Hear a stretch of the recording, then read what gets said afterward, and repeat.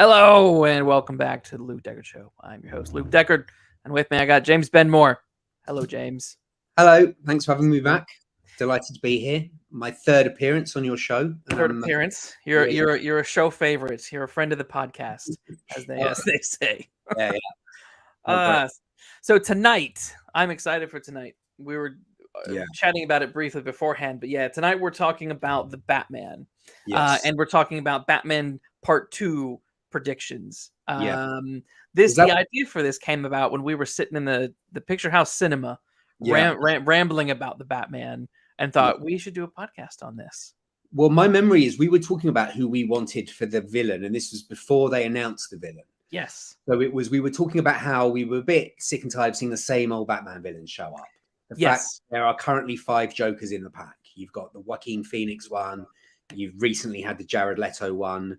To me, it doesn't feel that long ago since the Heath Ledger one. And like now they've introduced one at the end of the last Batman film. And it's kind of like, I need new villains from this series. Like they need to chuck in some new people. And we were saying that we'd like it if they brought in like a more obscure villain, like someone from Batman's past. Yes. Like the publishing past. And that's what we got. Because I think a week later, you sent me a text going, have you seen they've announced that it's Clayface of all people? Clayface. A relatively obscure character from the Batman Rogues Gallery. Yes. I should so what is your picture of Clayface? Well, initially when you first sent me that thing, my response was quite positive because there are, in my mind, I'm a lifelong Batman fan. And I've been collecting Batman comics since I was very young. I've got more Batman comics than I've got, any other kind of comic. So my memory of Clayface specifically is in a 4-part detective comic series called The Mud Pack, where there were 4 separate Clayfaces in the same story. And it was because up to that point in Batman's history, and he'd been going for about 60 years at that point, there were like different iterations of the character. And this story brought them all together to sort of take on Batman. So yeah, like this guy. So you've got the big mud monster who I think we now think of. Yes. The original one from the sort of golden age era was not like this at all. He was more like a human. He was like the Phantom of the Opera. He was like a human guy, a former actor in a kind of green cape and a hat. And he had a sort of muddy face that was masked in some way. And the whole premise of him was that his face could change, a bit like Mystique. He could make himself look like you. And his name is Basil Karlo. And so for me, he is the kind of golden age classic Clayface. Yes. And you've got all these other Clayfaces that turn up throughout the years. And there's Mud Monster one, and there's, I think, Lady Clayface, and then there's some other version.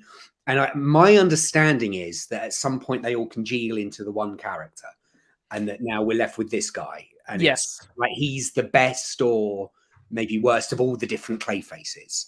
Is that your sort of, is he your Clayface, that guy? Yes, because so for me, I grew up, I didn't really read Batman comics growing up. I knew the show with Adam West.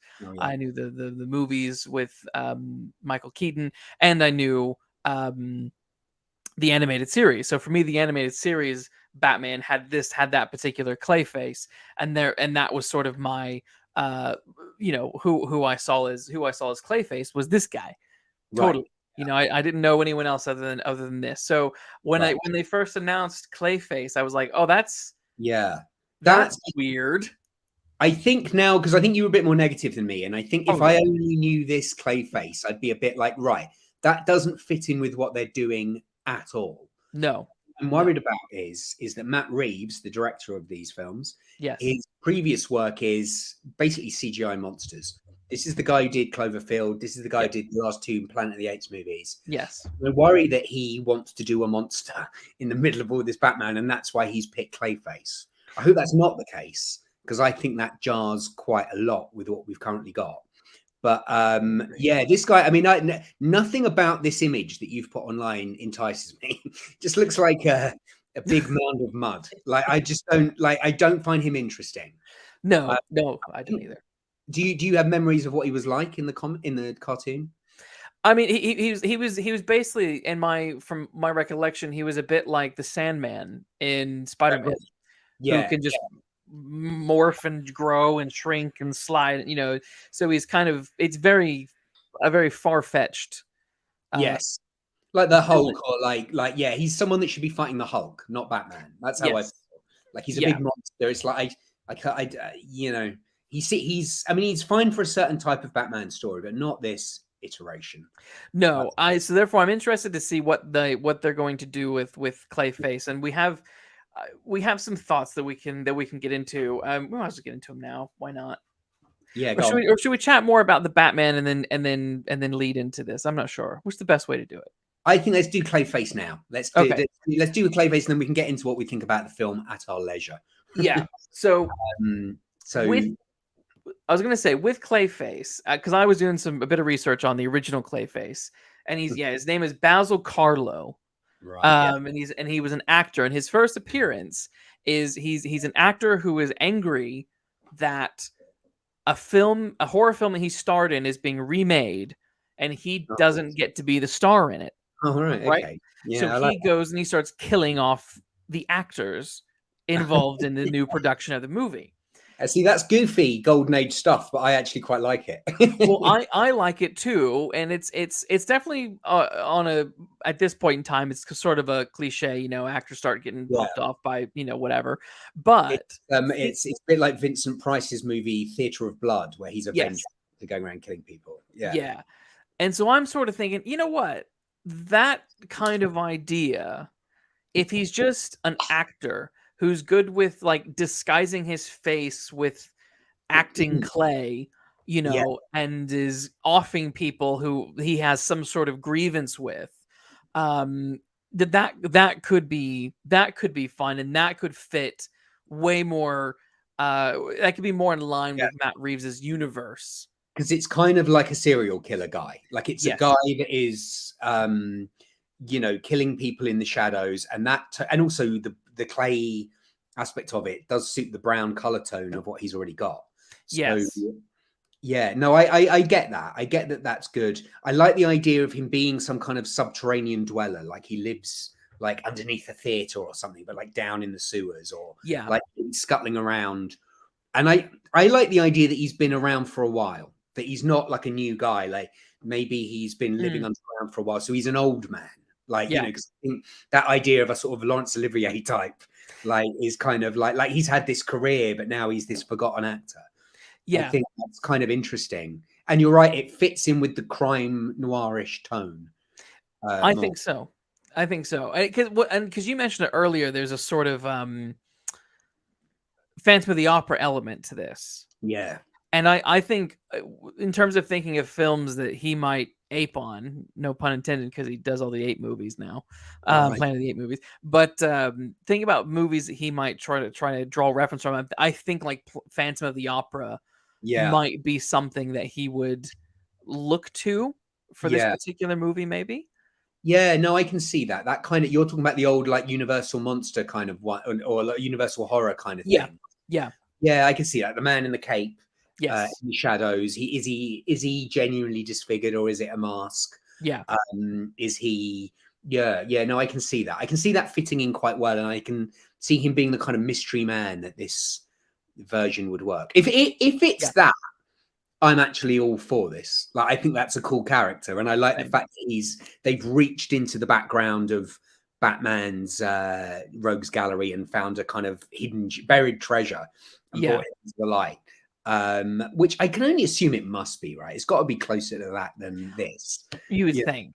You would think, because I just don't see this working. And I know I have some friends in the Twitter sphere who were like, "Oh no, yeah, I'm okay with this. I could maybe see that working. Yeah, maybe, possibly." And I'm just like, no. It clashes with what they've got. And I don't know if I really want to see big mud monster, big dumb mud, like CGI character. It's I'm imagining it in my head, and it already looks ugly. Yeah. But what you're describing, a kind of shadowy, kind of gothic, subterranean dweller guy who's got a bit of flair to him because he's a former actor. I can see that actually working. Yeah. I think that also works with the aesthetic that they have for Gotham as well. I could just see that working. But big, because even I mean, Nolan tried and teased with the science fiction-y elements a little bit. He never went full science fiction, but there were definitely in Batman Begins, there were probably the most science I fictional don't remember elements. that. What was like the gas? Yeah, The yeah. scarecrow. Yeah, okay. Yeah, that's true. That one was the most, but that's the close. As close, and he did it as realistic as possible. So, but then by the time we got to the Dark Knight Returns, and you just got Big Bane, and he's got the whole city under lockdown, I was pulled out thinking, no, you've gone from kind of realistic to just absurd now. And I Yeah, feel like this Clayface would be would be absurd. Yeah. yeah. No, I don't. I don't. It's not like my idea of Batman generally is the idea of him facing monsters. I like the idea. One of the things I've always loved about the character of Batman over perhaps some other comic characters is that even when I was a kid, it's basically a crime story in fancy dress. It's a crime story, but for kids, where everyone's wearing fancy costumes. But like the Joker is a serial killer, and the Riddler is a serial killer, and you know, there's a lot of crime imagery. And this runs counter to that. That to me, that's my Batman. I like the crime stuff. Yes. A heightened crime story, I guess, is the way to say it. Yes. And I think that is what Matt Reeves has been doing. Whereas the kind of idea that you're describing, the kind of slightly messed up guy who's, you know, got a vengeful plot. He wants to go around killing people. Like I say, there's a touch of Vincent Price around it. There's a touch of old school actors killing people in interesting ways. That fits this current version of Batman like a glove. Like that's perfect. Do you have any ideas of who you might like to cast in the Basil Carlo iteration of this? Or casting, I don't. Casting, I really don't. Who do you have? Well, probably because he's on my mind this week because he's in the zeitgeist and he's currently out of a job. But Brian Cox, I like the idea of like old man Brian, because he's just been, you know, I don't want to spoil Succession for anyone who hasn't seen it yet. I think everyone knows by now, but yeah, his dance card's a little bit freer than it was, and I think I like the idea of an old. He's kind of hammy, Brian Cox, like not as hammy as say Patrick Stewart, but he's got that kind of old Shakespearean actor raging thing about him, like you know when he does that big speech in Succession the other week, or "You're pirates." Yes, like, I like the idea of an old dude. I just like the idea of him being like an old scary man. I think he's quite scary. So I was thinking that he was on my brain earlier, and I thought he'd be a great Clayface. What an interesting choice. That is. I like that. I do like. Can't think of any others other than just sort of like old actors that are kind of a little bit hammy and seem a bit nasty. Yeah. That's true. I'm always quite bad at fan casting some of this stuff. Whenever I go to like fan cast, I end up like diving into the depths of like 80s and early 90s and 60s actors, and I'm like, oh yeah, Cary Grant would be great as James Bond. Oh well, is he still available? No, it's not gonna happen. But yeah, so for this, but I like that. Because we were talking earlier about Phantom of the Opera, I think I agree. Someone like Brian Cox would be the ideal choice. I bet he'd cast Gary Oldman. No, because Gary Oldman's in the other Batman movies. Yeah, but then Oldman worked with him on one of his Apes movies, so they've got form already. I actually was thinking like that. I went through some John Lithgow.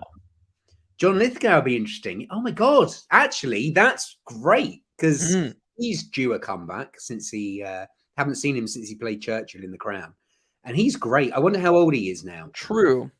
I tell you what, let's find out. I was thinking of Hopkins because of our Silence of the Lambs conversation. Hopkins yes, is amazing. Maybe a little too old because I imagine it's still quite a physical. Maybe Lithgow is 77. Oh, is he? No, I mean, you know, he can still do it. It depends how it's written, I guess. Yeah, but Brian Cox is 76. So there you go. Okay. Well, I mean, if they're going a little bit younger than that, yeah, I guess someone like Oldman or someone, I don't know. Yeah. You probably want someone in their 60s, and someone who's in their 60s would be a great sort of Phantom of the Opera-esque kind of figure for Clayface, I think. Yeah. Well, I should give it some thought. Do you have an idea of what the story might be like? Is in terms of, is it just him? Do you think they've set him up at all in the previous movie? Do you think? No, I'm fine with that.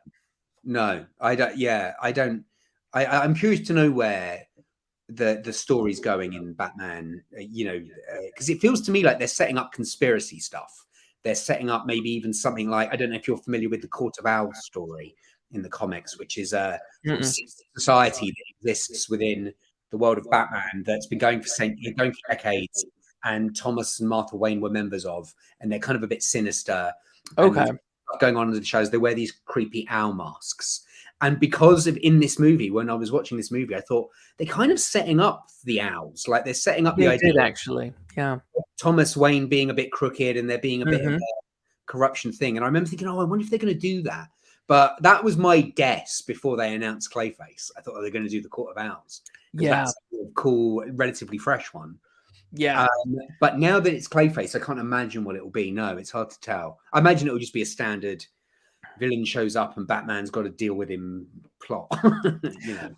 I probably, but that's a good point.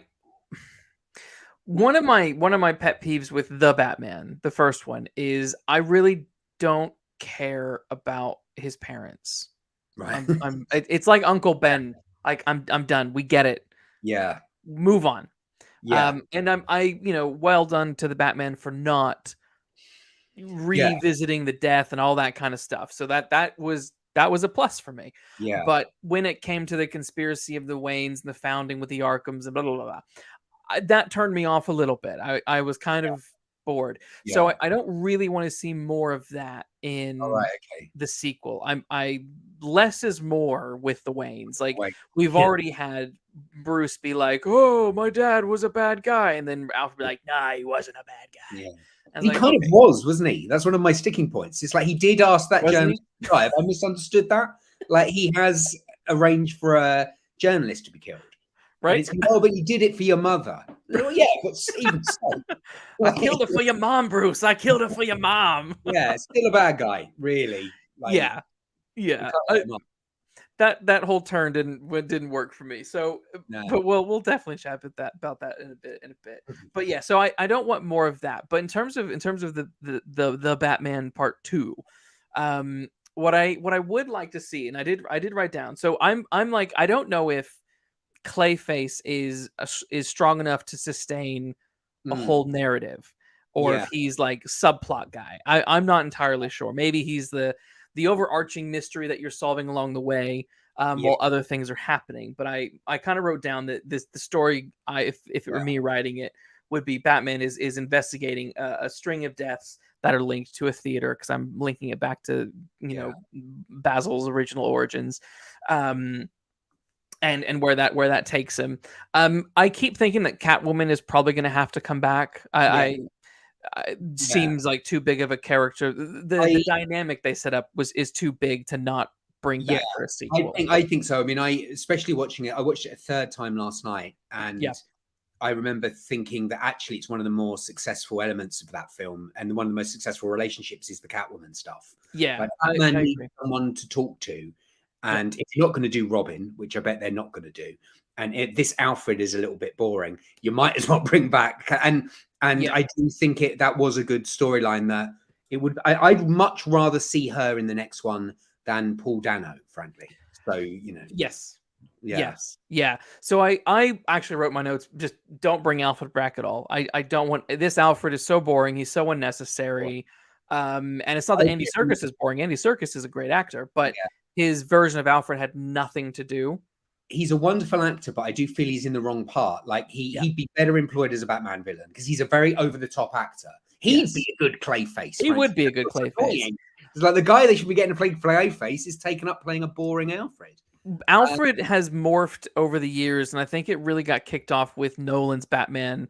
With Nolan's Batman having this, or Alfred having this sort of rough past, right, where he's clearly involved in all sorts of nonsense and violence and things. Many iterations afterwards have leaned into that heavily. Alfred in Gotham, the show Gotham that was on for several seasons, like he was like he was a nasty piece of, not nasty piece of work, but he was a very violent, military sort of dude. He had Pennyworth, where he's like a super spy guy. Isn't he like fighting gangsters in that or something? Something like that. Yeah. And so they've done it again with Andy Serkis's. So I'm like, nah, enough of that. So I like the classic comic Batman Alfred, who is like a pencil thin butler guy from like the 1930s, and he's kind of a bit droll. And there's a great, I can't remember what comic it is, but it's one of the Batman origin stories where he's reading the paper like this. He's got it up to his thing, he's reading it, and you got the frame, and you see off screen Batman showing him his costume for the first time. He goes, "What do you think of this, Alfred?" And you just see Alfred like drop his paper, and he looks up at him, and you see Batman standing there for the first time, and he goes, "Chillings," and then goes back to his paper. I like that Alfred. I really like. Yes, I agree. The two Alfreds that I love the most is Michael Gough, who was Alfred in the movies with Michael Keaton, and then the Alfred in the animated series, because the Alfred in the animated series is just like that. The way you describe that scene is exactly how he is. Yeah, posh. Yes. But so almost finds it a bit ridiculous that his master is running around as a bat. Yes. Yeah. And like it's perfect. And so he's literally those two are my favorite Alfreds, and I sort of miss that Alfred. I'm like, bring us back to that. That is fun for me. He's not fun, is he, this Alfred? He's moaning. He's like, "Oh, I'm not your father," but blah, blah, blah. And it's kind of like, at least the Michael Caine one had a bit of levity to him. He was a bit of a dry sense of humor.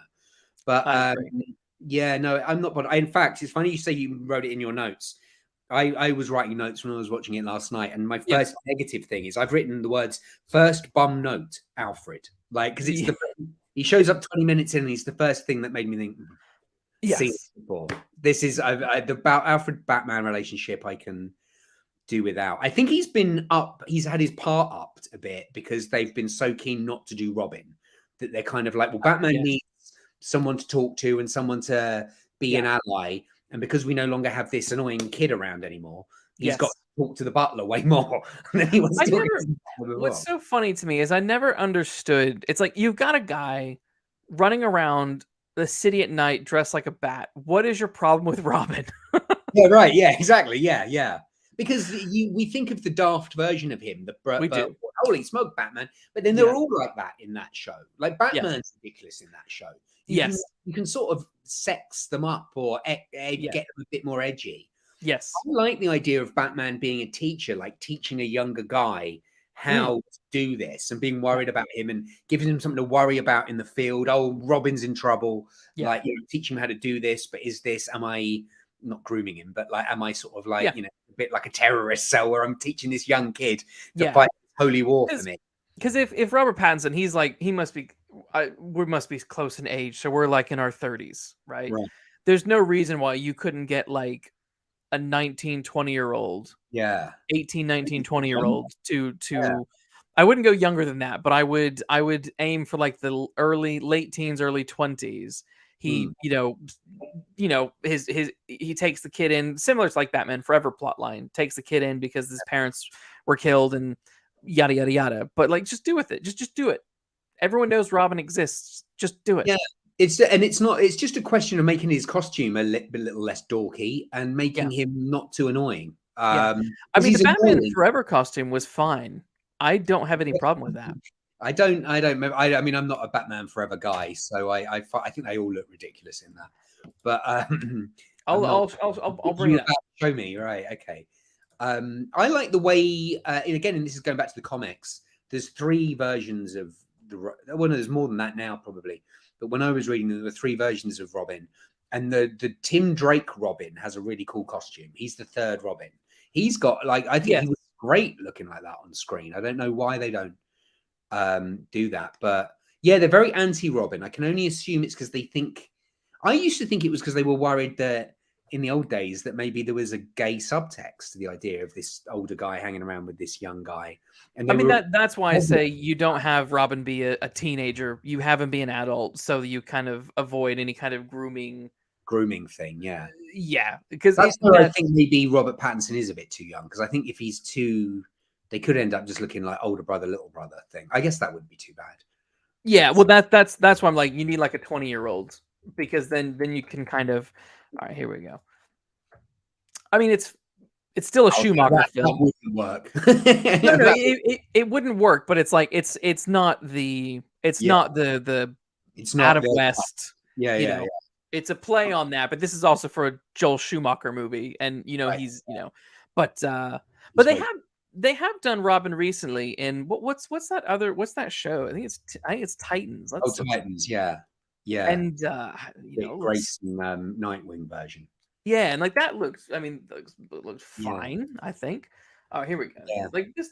Hang on, I'll pull this one up here in a second. Trouble with this Batman having a Robin is that he's like in this movie, he's kind of ballsing stuff up. Oh, right, okay, yeah, something Yeah, like that color-wise, yeah. yeah.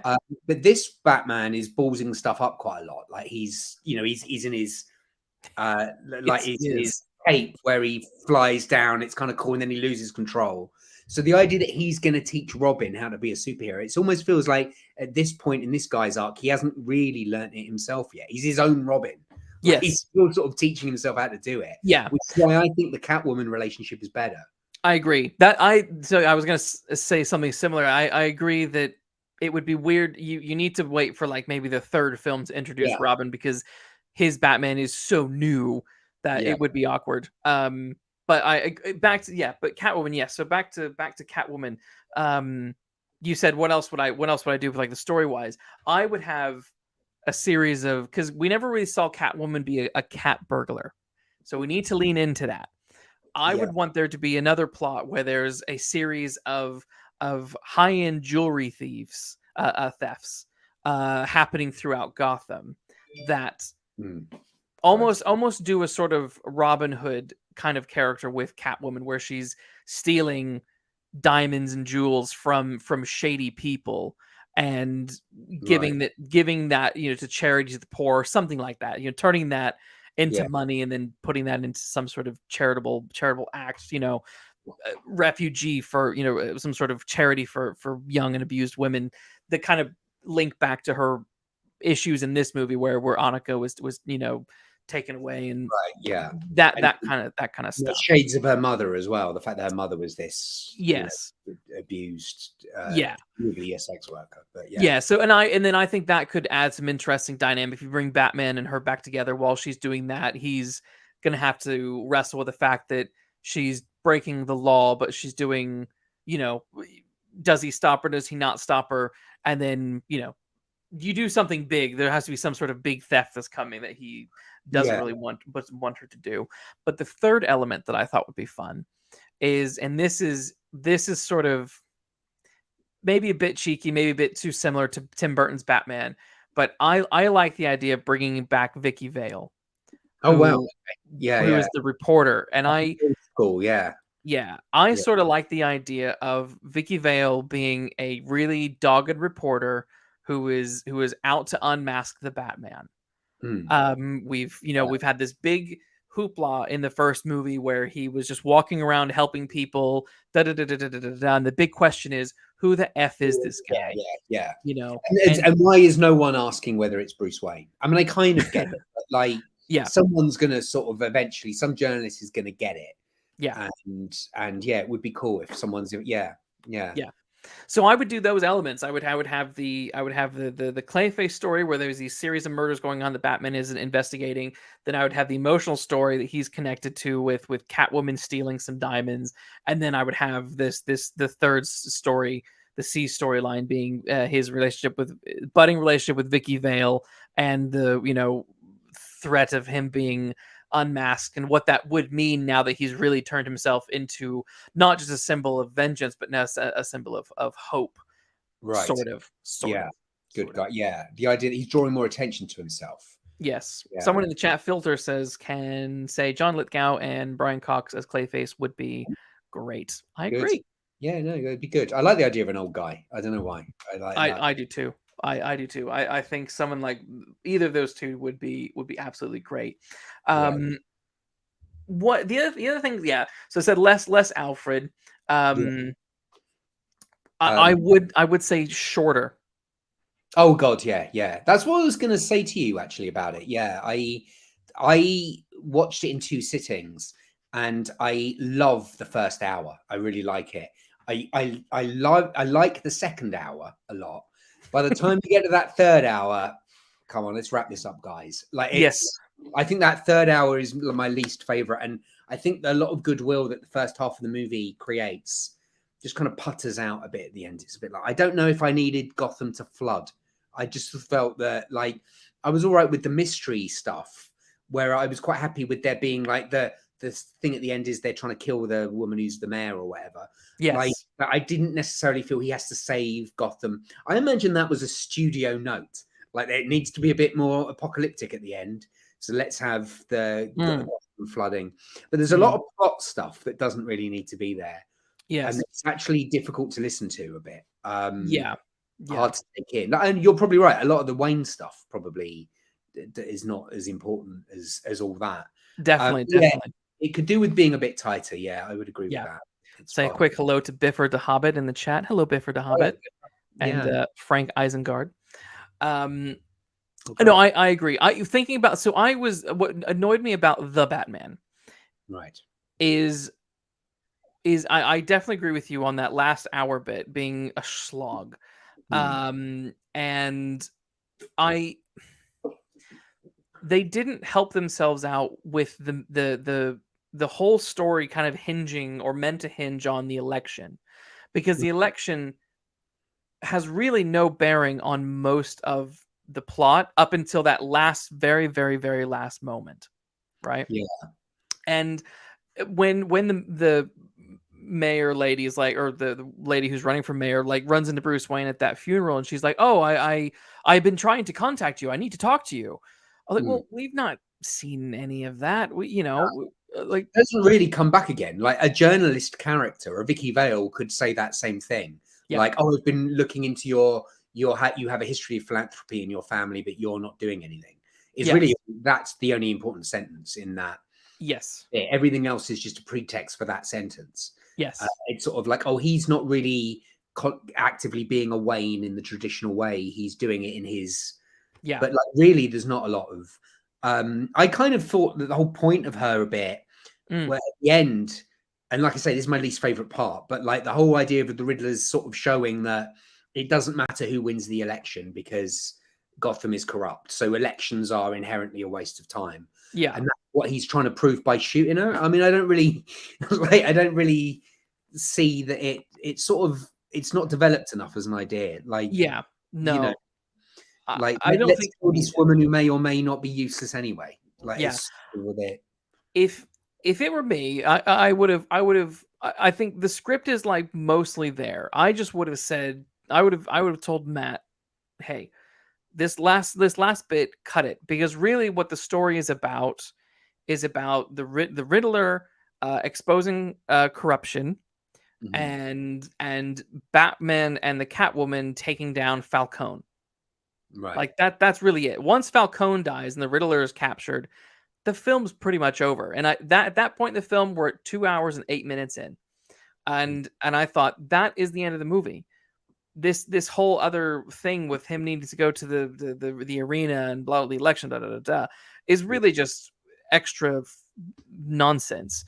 I would have thought, hey, restructure some of these earlier bits so that the focus is about bringing down Falcone, because he really is the big bad of the movie. The Riddler is just sort of this through line that kind of goes through, like I would do with Clayface, while you're sort of dealing with the other big bad.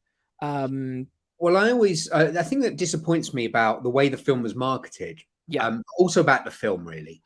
Is that I'm annoyed that I knew that Paul Dano was the Riddler. I think that would have been a lot more effective. I've always wanted to do a Riddler story. I've always been interested in the Riddler because I like the idea of Batman as a detective, and the Riddler is the villain that, you know, challenges his brain the most. It's like, what this? So I like the idea of. I love the idea of the Riddler being a kind of Zodiac killer guy. We don't know who he is. He's sending in clues. Batman's got to work it out. But I would have had a couple of famous actors in it who may or may not be the Riddler, and we've got to work out which one of them is. And at the end, there is some kind of reveal. So that gives a sense of conclusion. But because what we've got here is, we know it's Paul Dano. He's in the movie. He's in the trailer. Him being arrested is in the trailer and as you say, that's 2.5 hours in at that point. Yeah.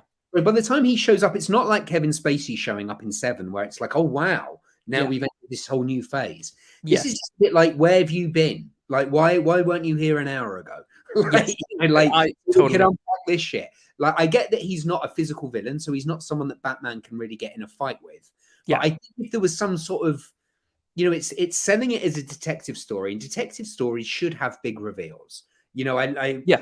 was listening to your show the other day with Matthew Booth, where you were talking about Chinatown, and you've got that big thing at the end of, like, she's my sister, she's my mother, she's my Yeah.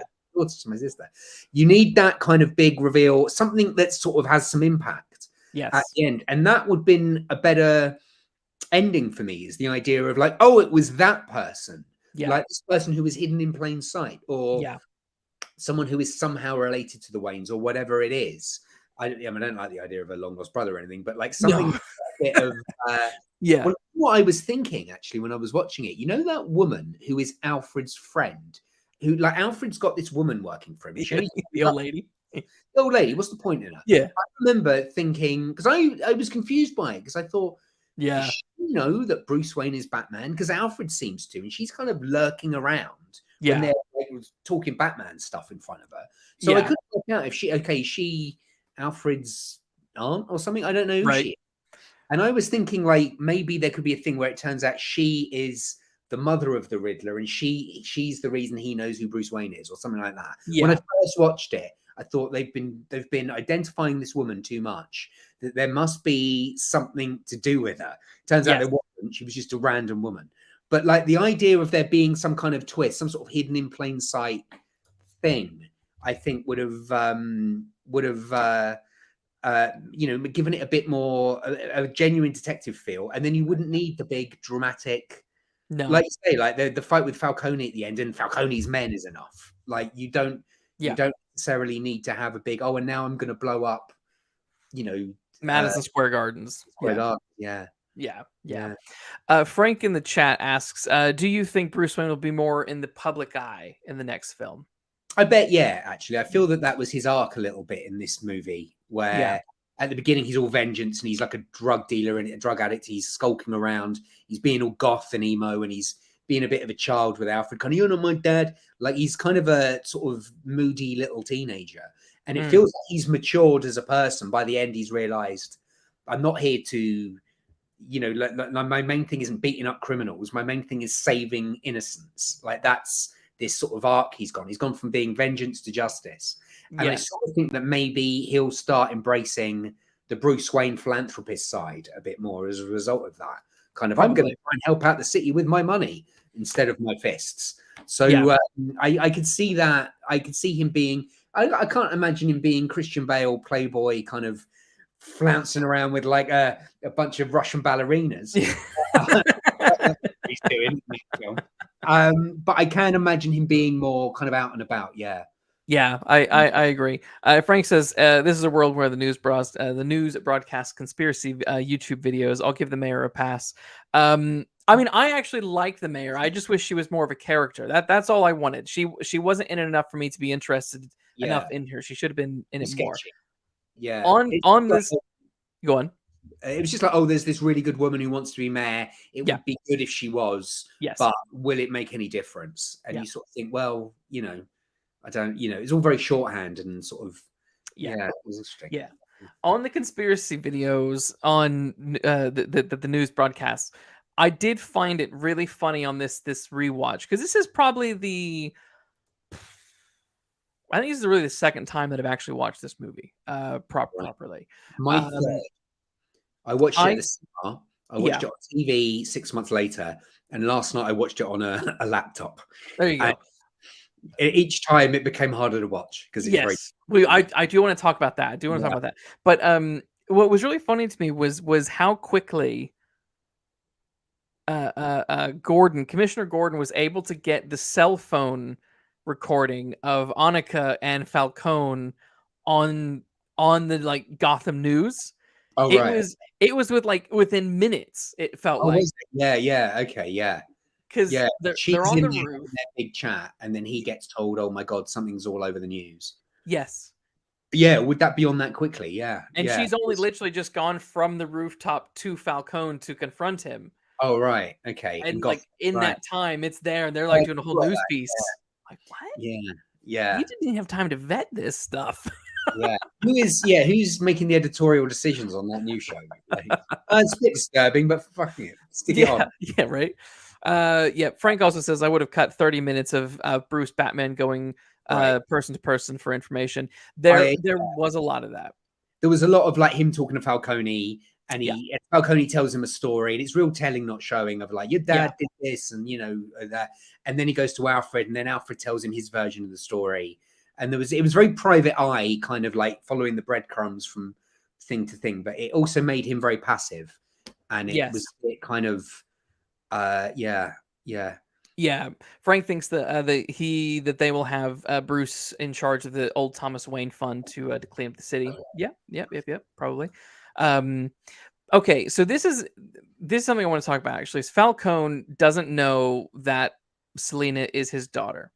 Right, doesn't he? No, you're right, he doesn't. Oh He no, he does. doesn't. Oh no, he doesn't. He doesn't until she says, and this is where I was confused. And I didn't catch it until this rewatch. There's one moment early on where he's like, "I've not seen you here in a while," Yeah. and he touches her face. Yeah. That to me implied knowledge. Yeah, I that's why I think he does know, is because of that scene. He's kind of being a bit like, you again, like, like he knows, like even looking at her, he knows who she is. But then when she confronts him at the end and he's watching the news clip, she's like, she comes around the corner and she goes, "Dad?"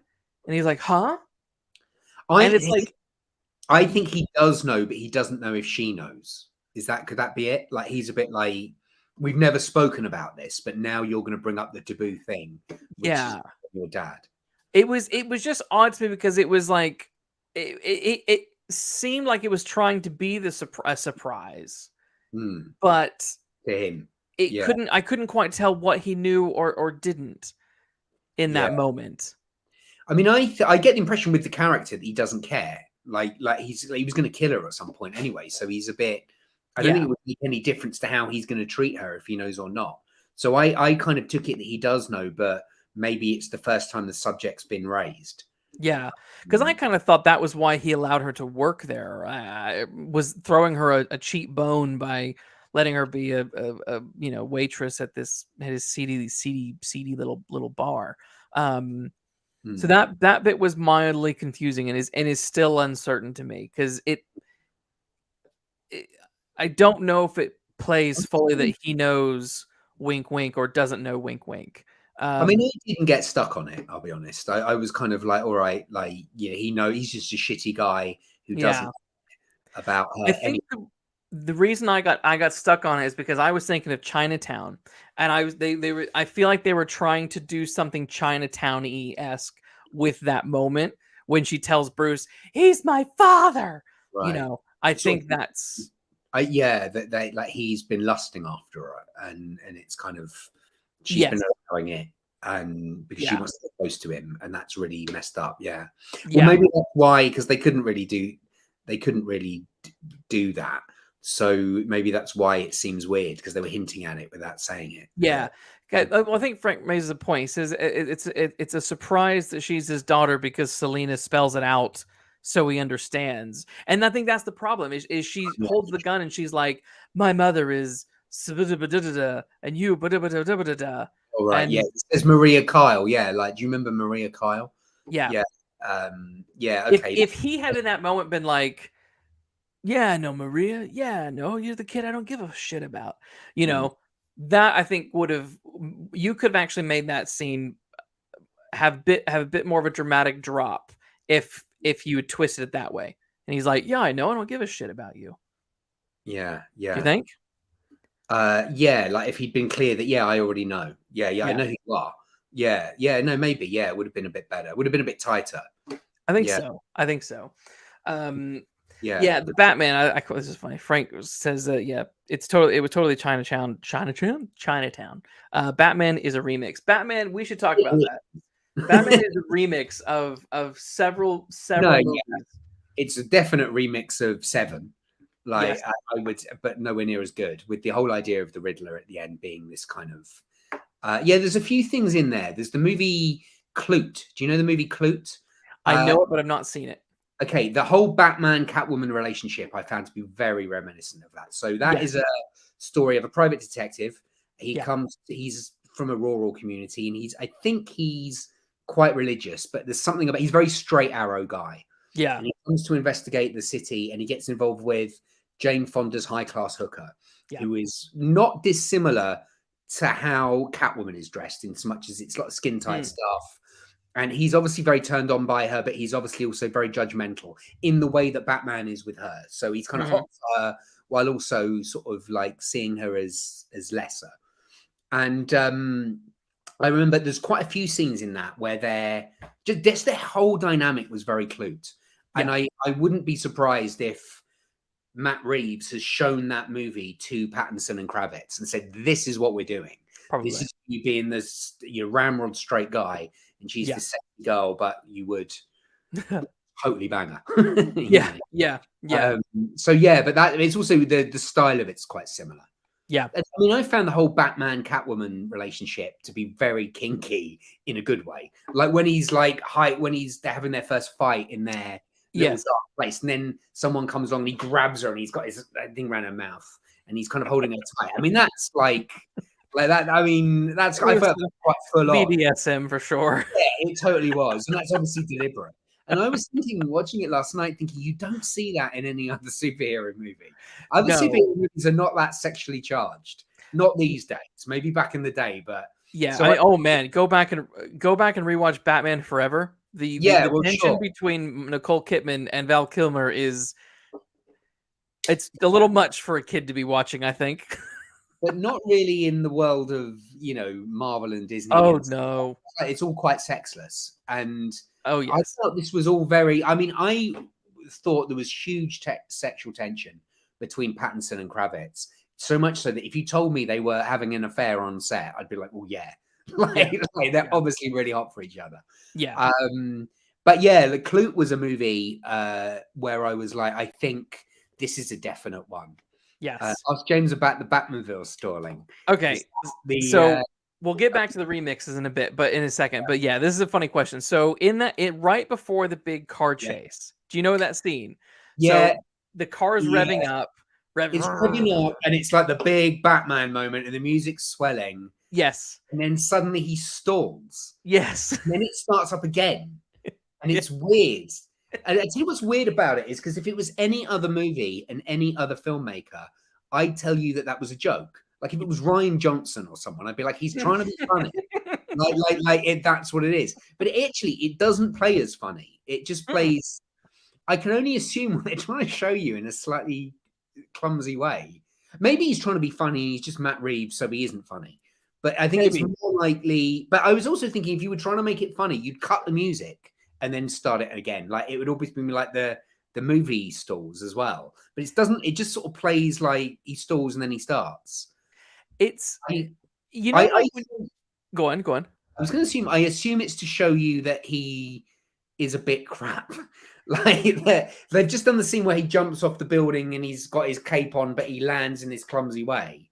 That he's just not there yet. He's got his big car, but this is the first time he's taken it out. Like he's never been in this car before.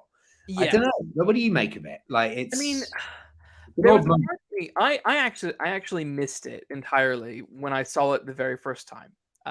It wasn't until Frank was like, "Oh my gosh, the stalling car," and I'm just bringing up a picture of Matt Reeves now so that we can have an idea what he looks like. All right, okay, is that him? Yeah, that's him. Oh, wow.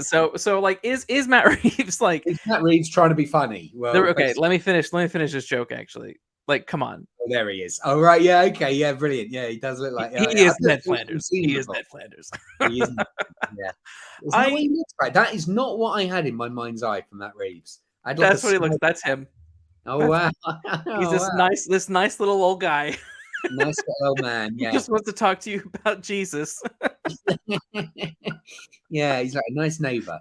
But no, so the stalling bit. So like those moments where you watch like car scenes and like maybe a couple of cars are about to race and they do that sort of jump with like vroom, vroom, vroom, vroom. I thought maybe it was that, but rewatching this time, knowing what Frank has told me about this scene, I'm like, yeah, no, he just flat out kills it. He just died. The car dies. Yeah, it's not a joke, is it? It doesn't feel like it's a funny. Oh, Yeah. he screws it up. It's more like, yeah, I don't know what. I wonder what it is. Are they trying to show you that it's brand new? Like that, maybe that's what it's trying to convey. Like this thing, first Yeah. time, no one has seen the Batmobile before. So everyone's like, oh my God, what is this? Yeah. Yeah, it's a funny scene that, yeah. It is Yeah, weird. I don't see that Matt Reeves is that guy, to be honest, that he would do a funny kind of Batman stole the Batmobile thing. I quite like this thing that this movie has and Casino Royale had of showing like the hero before they're not like there yet.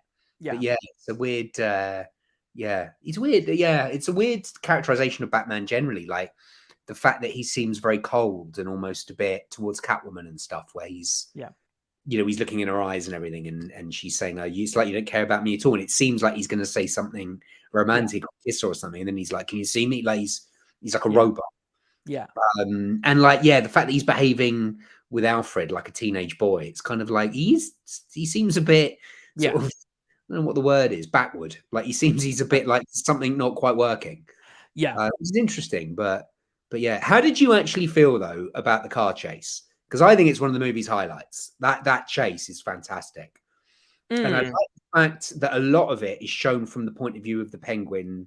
Like, because it's like you've seen so many Batmobile chases, but this is like we're with the Penguin, and the whole sense is like, imagine being the Penguin and the Batman is on your ass and he's in a car and he's chasing after you. It's almost a Hitchcockian thing of like, let's put ourselves in the seat next to the villain while they're being pursued. I kind of thought it was really effective. It's one of my favorite bits of the film.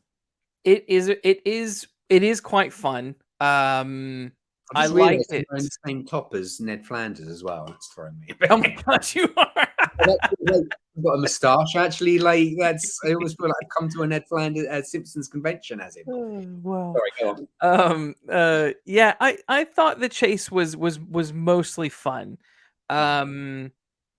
Maybe a hair OTT. But mostly fun. A few times it was. I thought it was a little bit. You kind of getting lost in the action a smidge, but on the whole, I think it was fine. It didn't blow me away, but it did have some cool moments. I think. I think I'll tell you what. I think I know why the car chase underwhelms me, and I think it's because the scenes that directly follow, and it's that when they finally catch the Penguin, and they question him, and then they just leave him with his pants pulled down. Right.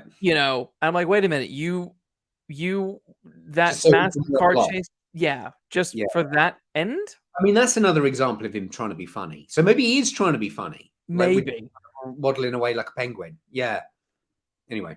Yeah, Frank says, I liked it, but it's comical that the chase... Oh, wait, sorry. I liked it, but it's comical that the chase didn't need to happen.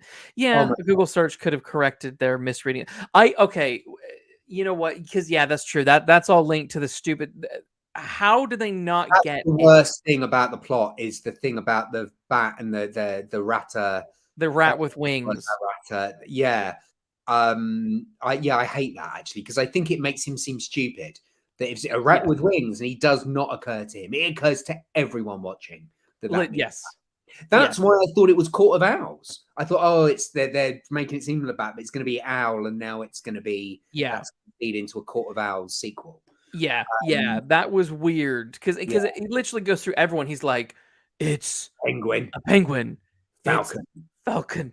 It's not until he's like reaching his hand slowly into the cage with the bat. It's like, come on, man.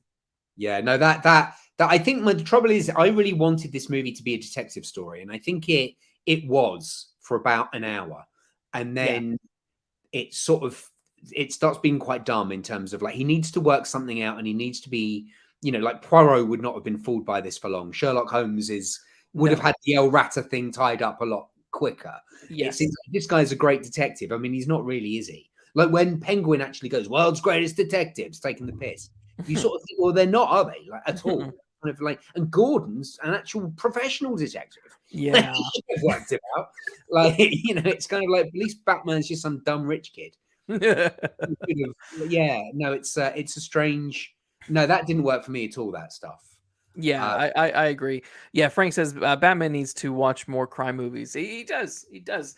This is what's always made me. I've always laughed about the Batman movies. Is he's meant to be the comic book version of Sherlock Holmes. He's meant to be this stellar, incredible detective. Blah blah blah. But I I think the Batman is the closest we've come to a proper detective Batman movie, but it still misses the mark yeah, because it is getting hung up on it's getting lost on things that on kind of stupid things that I'm like, no, a well thought out, crime trouble with narrative. everyone, including myself, Mm, saying, "Oh, I really want to see a detective Batman mm, because he's the greatest detective." I mm, think the truth is, even in the comics, even in Detective Comics, which is one yeah, of his main titles, it's a thing we're told about more than we ever see. The yeah, reality is yeah, he's not really a detective. He's an no, action guy. He's yeah, smashing through skylights. He's tearing about in his Batmobile. He's beating up dudes in the street. Like the whole idea of him being a detective is sort of not really a thing anyway. Really, like yes, in some of them they do a bit of like the Christian Bale's doing ballistics work or whatever, but yeah, what this movie is doing, and I quite like it, is it's him doing detective rather than being a detective. He's going yeah, to the crime scene, and each scene, like Frank is saying that, like he goes around talking to people, but then that mm, is the detective structure, the sort of true, like following the breadcrumbs. yeah, He Alfred works out the code leads them to the car leads them to the thumb leads them to the club, or leads him yeah, to the club leads him to Catwoman. Catwoman leads him to the code below the club. I mean, that is, you and I have a bit of experience of the private eye genre. That yes, is kind of like each door unlocks another door, kind of yes, every time you go into a new room. So they're doing it, but it's yeah, just, it's sort of like halfway through, it sort of suddenly remembers we need an action ending, not a detective ending. We need yes, Gotham to be flooding.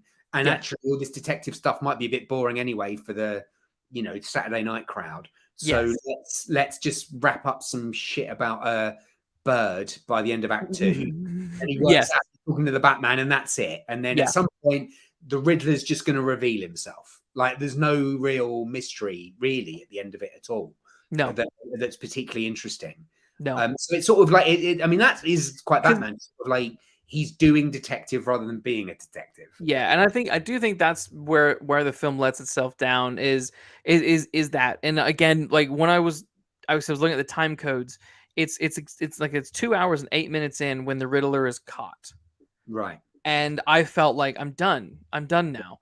And I felt like the film felt that it was done because the way they catch the Riddler is really lame. It's Mm, like they're in his room, in his rooms, and yeah. someone comes in and says, "Oh, He's hey, some old lady saw him come down to fire escape, and he's in a cafe now, right next door." yeah. Yeah, that's true. That's kind And of that's lazy. it. Yeah. And then they just crash and the cops get him. And Yeah. it's kind of like Batman doesn't even really need to be there. Like he's No. just kind of staring at him through the. Yeah. Oh, I've just thought of another bit I did. I feel like I'm being very negative about this movie. I like this movie a lot, which is probably not coming across. But I've just remembered a bit I hate that follows directly after this. I don't Yes. hate it. It was just a bit of a bum note. Yeah. Where the thing that follows that is like Batman and the goes to talk to the Riddler in the cell. Yeah. I don't know if I love the bit where he's looking at him, the Riddler, and he goes, Bruce Wayne. And he goes, oh, Bruce Wayne. And he's doing that mad Yes. overacting thing. And we're being told, oh, right, okay, he knows it's him. Like he knows it's Bruce Wayne. That explains it. And that the video's doing it so other people are going to know. And then there's this big speech about class warrior stuff that he goes into. Yes. He goes, anyway, we both hate Bruce Wayne, don't we, Batman? That was a bit of a shit fake out. Like Yes. that was a bit Yeah. like if you're not gonna have him beat, like why bother? Like I agree.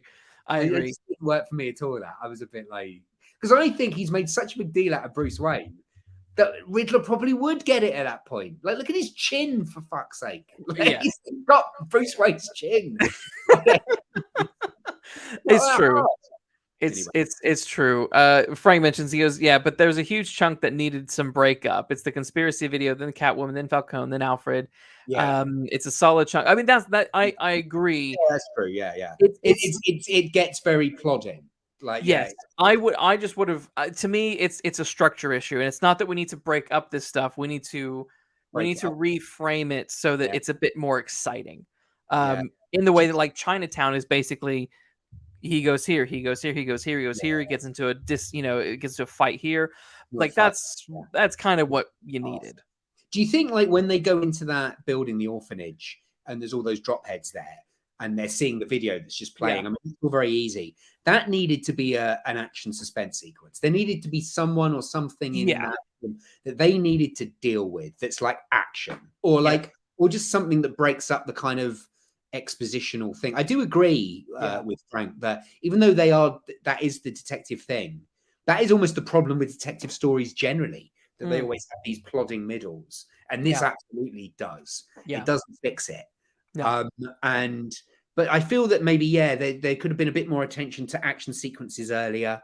yeah, Um, I think maybe like you're saying, it should have been over when they caught the Riddler. I was thinking more that the Riddler should have been caught earlier on and been in a maybe. cage, still having riddles, and Batman has to go to him, like Yeah, maybe maybe. Yeah, yeah, like Hannibal Lecter, the guy, like with yeah, he's caught, but we still don't know what's going to happen. yeah, So I'm sort of, there's more interactions. There isn't just this mad, like I said, I think I said to you before I started, I find Paul Dano's acting very annoying. Like yeah, when he's doing his mad, I'm crazy, yeah, he's singing Ave Maria and stuff. yeah, I I could have done without that. I think if that had been broken up, it's kind yeah, of like we've got this creepy guy and we're slowly discovering who he is. yeah. That might have been a fix. Could have Um, been. It could be. and I I mean, agree. that's why the car chase is there, right? The car chase is there to break Yeah. up a bunch of stuff. But Yes. I don't hate the car chase. I mean, I like it a lot. I don't hate the fact that it's a bit pointless, because that's what it's doing. It's Yeah. kind of, if it wasn't there, it would be a real slog. Yeah. I, I've just thought of another bit I don't like, which is, I think, another sort of, let's do an action sequence. I don't like the bit earlier to this. Yeah. I love the scene in the church when the car comes through and smashes up. I actually think that's cool. Yeah. And the DA's there with his thing. I think I love all that stuff. Yeah. But after Batman's been blown to bits and he wakes up in the cell and they're about to unmask him, there's this kind of clumsy scene where he's talking to Gordon and it's like, no, we won't take his mask off. And they kind of remove themselves from the others and they're having this secret conversation. It's like, hit me in the face. And then it'll look like you overpowered me. There's no flipping way Commissioner Gordon is being like, yeah, hit me in front of my men. That'll be that. There's no way a high-ranking police officer is going to allow the entire force to see Batman beat the shit out of him. Yeah. And that's how he escapes. I remember thinking, I just didn't work for me at all. I don't get the trouble with not having an origin story is I don't get why this Gordon would trust this Batman that much. Like, Well, you're going to kick my ass in front of these people. Like, that it's kind of that leads me to, I think, one of my biggest gripes with the film in general. And again, this is a film that I don't dislike. I think there's in a world of oversaturation with comic book movies and way too many Batmans and all that kind of stuff. It's still, I watched it and I enjoyed watching it. It's just that there's these things that stick out to you. But one thing that I think doesn't get developed enough, and that is certain relationships. The Gordon Batman relationship just sort of, I'm fine with entering the movie yeah, understanding that they are aware of already, each other and working yeah. together. He's But letting him into a crime scene, so that's yeah, obviously trust has already been established. yes, That's yeah. that's I would have liked you needed a couple of more scenes, a couple of bits of extra dialogue that sort of allowed us to understand their relationship a little bit better. it could have even been something oblique that sort of hints at a previous story, like, after what you did for me, I'll trust you with anything. Like, and it's kind of, well, what did you do? And some little line, what you Yeah, did for my kid, like yeah, something like yeah, that, where it's like, okay, there's a reason this guy will do anything for this guy. yes, Because at the moment it just seems like, because you do sort of think, why is Gordon still, why is he letting him beat him up in front of his men? It's yes, insane. yeah, yeah, yeah, yeah. Yeah. That I wanted more from that relationship. Again, this is the links back to Alfred. That relationship is a dud. That needed way more development than what was there. But I think the development is just kick him out of the story. So yeah, I think those two. I liked Gordon, but there just was there was something missing. Yeah. Because I like stuff like when they're entering the place and he gets his gun out. He goes, "Well, I don't use guns." He goes, "I don't feel the way about that." yeah, Like, yeah. fair enough. He's a cop. Like, yeah, he should have his gun out. Yes, yes, yes. Oh yeah. So yeah, Frank, it's too close to Joker and Khan. He wanted to be caught. Yes. Oh right, yeah. Yeah. That's the thing I don't like at the end is Joker showing up because that is like Snap. That is the movie equivalent of Snap. You've got two guys; they're actually quite similar. They've got Yes. fairly similar gimmick, jokes and riddles. They're both Yes. inside. They're both laughing like idiots at the end. Sort of don't see, like, to me, it's like I don't see that they're a good match. They're like Joker and him are gonna be friends, and I don't really want Paul Dano back, to be honest. So I was a No. bit. I could have done without that whole. That's a bit I could have done without. Yeah. I don't know if this is like a bigger setup for a film later, much later down the line, where they lock Batman in Arkham and he has to fight his way out or something like that. I don't know. But yeah, I don't want to see that. I don't want to see Joker. I was so disappointed when when that scene came on. And I was like, oh my gosh, this is the Joker, isn't it? Yeah, I would have been so cool that a shame they couldn't tease Clayface if they'd had the I foresight. mean, seriously, yeah. Was going to say, going back to Frank's comments, I've just remembered Skyfall as well has that thing of the villain wants to be caught, like Skyfall, yep, yeah, wants to be caught, so I can be in prison telling you. Yeah, that's the thing is all that stuff's very, very much a template that they use all the time. yeah. No, I would rather there was more of a twist attached to who the Riddler is, and I would rather there be some weight to it and maybe a bit more interaction. But yeah, him getting caught is just very kind of like now it's time for him to get caught. We're at the beginning of Act 3. Moriarty was Yeah. caught in the second season of Sherlock. He wanted to. Remember he goes and he breaks into the Tower of London on trial, and he gets out, and it's just so he can show that ripping each other off. This movie is ripping off too much stuff. That's its main problem. I think so. Good ideas in it. I think there's some very fresh ideas. I think most of I'm saying I really like the fact that the Batman Catwoman relationship reminded me of Clue, but that's still a rip-off. It's just a more obscure one. You know, it's but I can tell you a thing I absolutely love, and I remembered watching the Michael Giacchino score. Like it's one of my favorite modern scores. I listen to it all the time when I'm writing, and especially that opening track, which is got a stupid title of "Can't Kill City Halloween" or something like that. But that's that doom doom, that doom-laden song is the whole Halloween, and that whole sequence I love of like the Halloween happening and the man with the vegetable head. That was good. I like looking up and like seeing the bat signal and that music. To me, that is a really great score. Like it does lift the movie. And also Something in the Way song, the Nirvana song that plays a couple of times is very awesome. But yeah, I agree. I do enjoy the score. For the most part, it weirdly enough was the Batman theme was one of my top 5 played tracks on my Spotify end of year. Me as well. I wrote to it all the time, especially when I was writing podcasts. I was always like had it on as some sort of stoomy background. So it was funny to me that when a film that I like initially was like, this is bland and blah, then ended up listening to the song so much that it was in my top. I know, so I like the score. Extra points because of it. You know, I think so. It's not as the difference between them is not as drastic as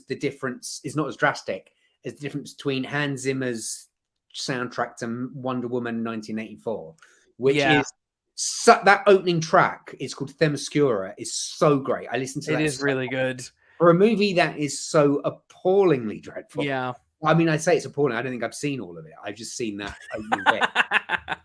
It is really bad. But like, I think this is not as dramatic difference, but it is a track that really lifts the whole movie. It adds a good sense of suspense and you know, kind of a sense of fear, I think, which is what you want. So I think that's really good. And I have to agree with the opening during Halloween. That was a good scene and Batman's first introduction. And I think in terms of like the thematic arc of Batman starting off saying, you know, I'm vengeance, to that final moment when he's beat the shit out of the fake Riddler, and that Riddler says that he's vengeance, and then realizing that actually he needs to be hope, and he needs to be hope. Yeah, that's the Yeah. word. Yeah, he Yeah. goes from vengeance to hope, and you know, terrorizing the villains to saving the victims is a different thing. Yes. And that's what he needs to be doing. Yeah. I like the thing in the opening shot. I love the opening shot actually, where they're playing Ave Maria, and we've got someone watching this Wayne Manor style house. Yeah, it was a good fake out. It's a good fake out because you are thinking, oh, they're doing the origin, and it's there's a kid dancing around. It's like, oh, he's little Bruce Wayne, and so yeah. But then I worked out fairly early on it wasn't that. But then I was like, is it Batman? Is Batman watching? Because at one point his eyes lifts up, and we see him looking at the skylight, which is how he enters the building. And entering through a skylight is such a Batman thing, sort of smash through, that I kind of thought, oh, I wonder if is this Batman? And they and then so when you reveal it's not Batman, it's the Riddler, that really ties into the theme of like at the beginning, they're not that dramatically different. Like Riddler in Riddler's mind, I think this actually does work. I'm slacking the Riddler off, but I think the idea that in Riddler's mind they are the same, that they're fighting the same war. I can see why the Riddler thinks that. Like, and Batman is horrified by it. Like, you think we're doing the same thing, and it's almost like that's the wake up call he needs. It's like, I'm not like these pricks, am I? Like these guys with their guns and these kind of terrorist guys or whatever they're supposed to be at the end. No, that stuff I think works really well. Like, I agree. I agree with that. What I thought the film could have done without was the Riddler and his like online posse of saddos who. Well, I was kind of wondering about them, whether they're supposed to be sort of like online incels and stuff. They are. I was thinking like, but like those kind of guys listen to a lot of conspiracy theories and they're radicalized, etc. True. But the reality is that at the end, so the problem isn't that they believe in bullshit, because he's actually telling everything Riddler says is correct. Like it is based on corruption. Like there is a rat in the house. There is a rat who's controlling the police. Thomas Wayne's father was corrupt, and everybody know this charitable orphanage was being ripped off by people. So everything he's saying is right. So they're not actually loony conspiracy theories. They're terrorists. They're right in what they're saying. Yeah. Like if they were dealing with what their gripe is, if they were dealing with it in a less violent, insane way, you'd sort of be like, well, sort of got a point, mate.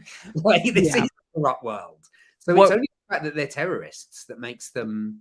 That's what I'm thinking. Are they incels or are they conspiracy guys? Because it's really kind of murky, I suppose. I guess what was interesting, the interesting aspect of it, is watching this film post January 6th.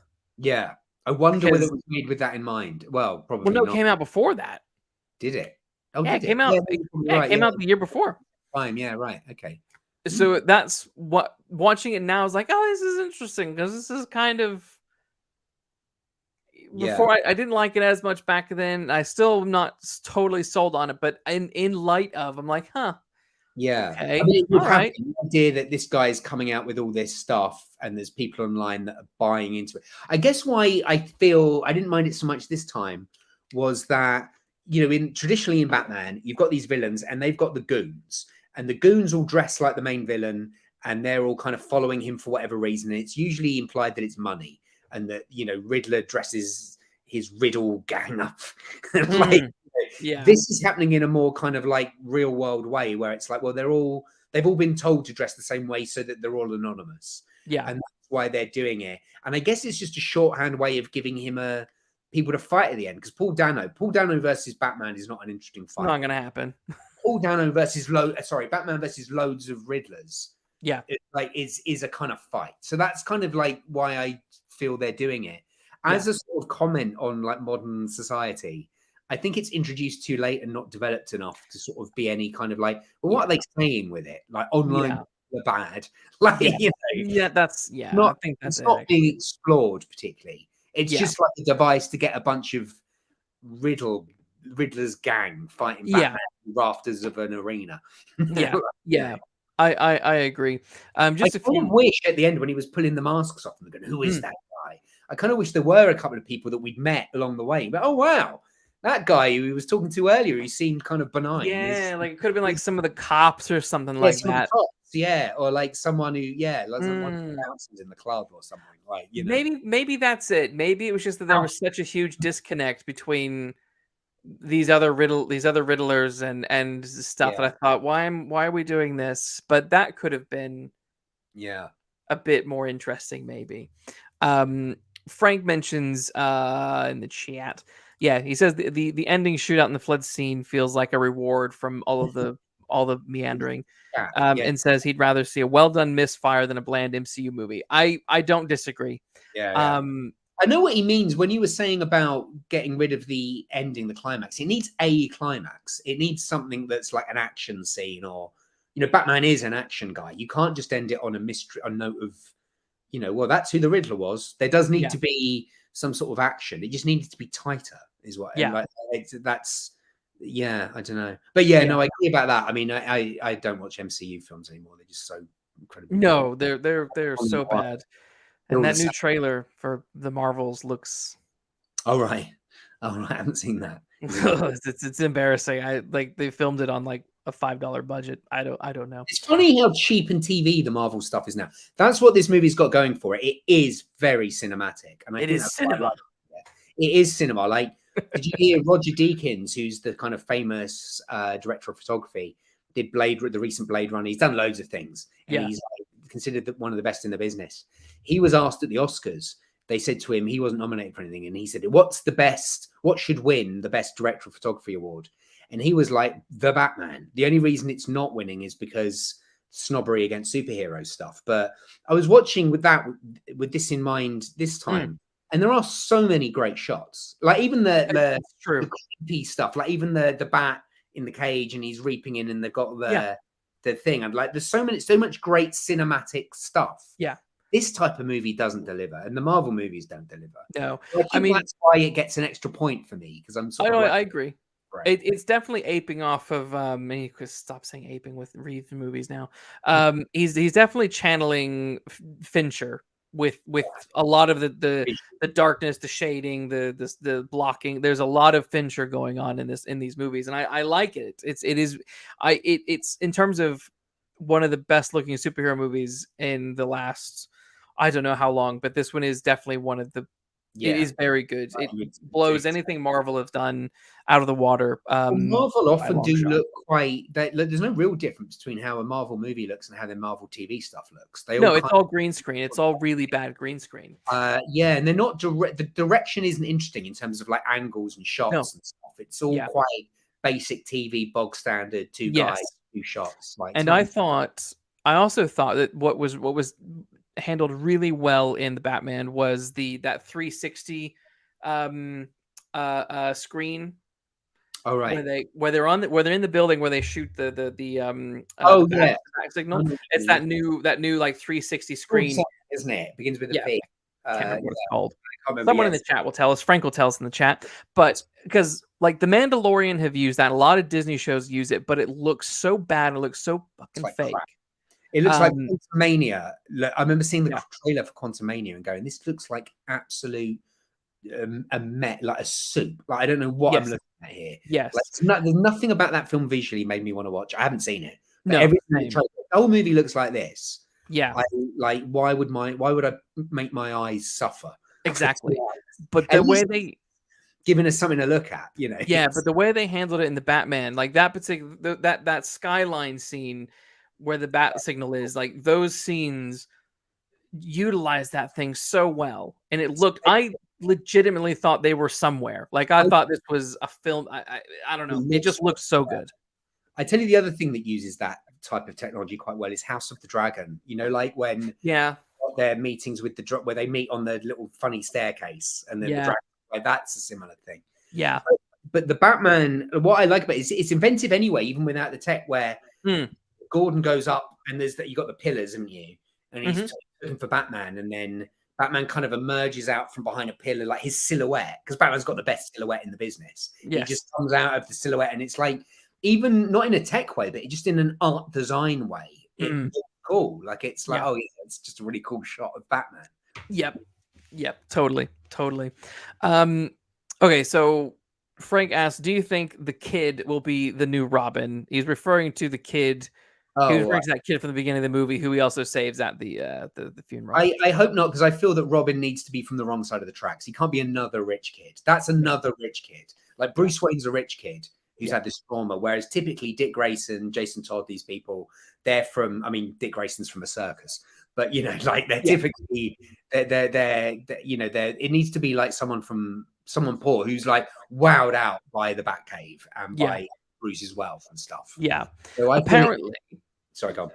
Apparently, the hobo that Bruce was chatting to at the church during the funeral, apparently that guy is a Riddler. Oh, is he? Do you know what? Not, yeah, that does make sense. Yeah, he's not in it enough to make that connection very well. That guy, yeah, but that's cool though. I'm glad. I like that. I think that's good. Yes, he's a Riddler. Because I actually was thinking, where do I know that guy from? Right. Okay. Yeah. Vertical production. Is that what that's they call it? 360. Yeah. Yeah. Good. Oh no, I quite like that. I quite like the fact. I actually quite like the fact that it probably would have taken me another 3 times to work it out. Oh yeah, him. I mean, I think the problem is like it's a 3-hour movie. I watched this in 2 sittings, two settings, kind of almost 3, really. But yeah, here's a question for you. We have Batman, right? And he's dressed as Batman is. Like everything with him is definitely Batman. Yeah. Why is it that like Catwoman can never look like Catwoman except for Michelle Pfeiffer's Catwoman in Batman Returns? Yeah. Is it because it's a bit too pervy? If she looks like actual comic Catwoman, she looks a bit. It's too much like fetish wear. I don't know. It's a bit like I can imagine a director being like, "Do I want to make a movie with this sort of soft porn BBC outfit?" Like, I think if you actually did it like it's in the comic, it would look a bit. I don't know. Well, Michelle Pfeiffer's was great though. Yeah, well, that's quite pervy. But yeah, but it is good. It looks great. It's iconic. Also, I think with both Nolan and Reeves, they're both going for realism, and like truth is, a tight biker outfit kind of does the job. Like, we're going for realism, but we're also looking at This is where I struggle. This is where I struggle because we're also looking at Batman. We're looking at a dude who's wearing a cape and a stupid helmet, and I'm just like, wait a minute, why is it that we're fine with this guy dressed in this way, walking through a crime scene, and no one is like, who is this absolute nut job in our midst? Why can't we have a girl one? Yeah, where like if there are more people sort of in this universe who are leaning into this kind of nuttiness, it becomes more believable. Everyone's becoming more theatrical as a result. Yeah, no, I know what you mean. Like, no, I mean, I would have enjoyed it if they'd pushed that a bit further and had the kind of catty outfit with the little ears. But yeah, no, I guess they were just trying to make her seem a bit more kind of edgy. I don't know. Yeah, I think it's like the biker outfit I like, but I'm just like, just give her the stupid mask. Just give her this like stupid mask. Just don't be afraid of the ears. Just give her the stupid ears. Yeah. I actually was thinking the similar thought about the Penguin. Like, I think I don't like, and I liked it more this time, was Colin Farrell in a fat suit. Doesn't really. I don't like this new thing of putting people in fat suits. So why have they done that? Why haven't they just hired a fat actor? Like, I know James Gandolfini's no longer with us, but like someone like that, like some mobster guy, someone who, or like obviously they need a famous person, but there are famous fat actors out there. I kind of feel it's like I watched Elvis the other day, and they've got Tom Hanks in a fat suit. Yeah, John Goodman could play perfectly well. Like they've got. There's another movie, there's The Whale. There's something with Sean Penn in. What is this fad of putting people in fat suits? And I was thinking it's because it's the only thing about the Penguin that seems remotely comic booky. Everything else about him, he's not got the top hat, he's not got the monocle, he's not got the umbrella with the gun in it. Like, the only thing about him that's larger than life is that the actor is a very handsome man, but he's in a pervy. You know, he's pretending to be a fat guy. Like, it's a bit weird. Like, just give him some sort of like comic book flair. Well, he's chubby, he's fat, but also like his fatness doesn't like even come into play. No. Like, he's supposed to be a gimp, isn't he? Because you're a gimp, and that's why he's got like a bit of a waddle. He's got a bit of a waddle walk anyway, like when you see him walking along. So there's something up. but that's why they call him the Penguin, because he kind of waddles. Yeah. But no, he's fat. No, he doesn't need to be fat. Like I was thinking at one point, like Totoro, who plays Carmine Falcone, he could have been the flip. They could have swapped roles and it wouldn't have made any difference. But I don't need a penguin to be fat, especially. But I think if there was a bit more something comic booky about him, I think you'd be like, I get what the difference is between Falcone and Penguin. Penguin is like a comic book character. Falcone is more like real world gangster. Yeah. And I kind of wish there was something a little bit more, you know, visually inventive about the Penguin, as opposed to just Colin Farrell in a fat suit. So it's similar to your Catwoman content. Why can't he look like the Penguin? Yeah, I know. I think that's another really good one, because I thought similarly with Penguin, and I remember thinking all this the whole way through all of the Nolan movies.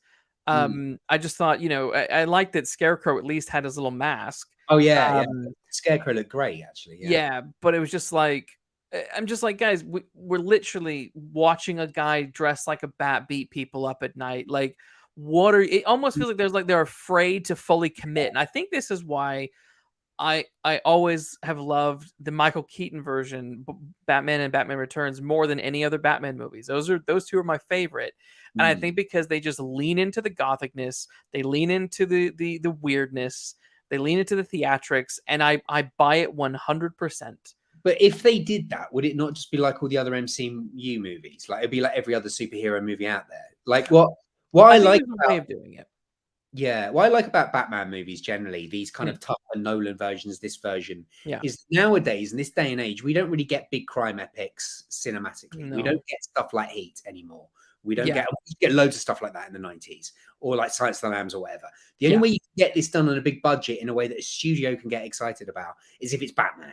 So I kind of feel as though, I think you're right. I think people like Nolan and Matt Reeves actually don't really want to be making a Batman movie. They want to be making a big crime epic. And that's probably why they're probably a bit like, oh, let's just do the bare minimum that we need to do for this to be Batman. Yes. And the rest of it just be like a big crime saga. Yeah. But yeah, no, I wouldn't mind a bit more. I'd like one of the reasons why I'd like Robin to be in it is that I think he brings a little bit of old school comic book. Yeah. A bit of color. Yeah, you don't have to go full Joel Schumacher with it. Like, by all means, don't do that. But I just little touches. Penguin has a stupid monocle. That would be great. If he's got a monocle and he's sucking a monocle would be enough. Yeah, I'd be like, oh, he's got the monocle. Yeah. You know, something like that would be or like a gun hidden in an umbrella. He's carrying around an umbrella, but it's concealed carry. Doesn't he pull out a gun? Because because in the comic it's a machine gun.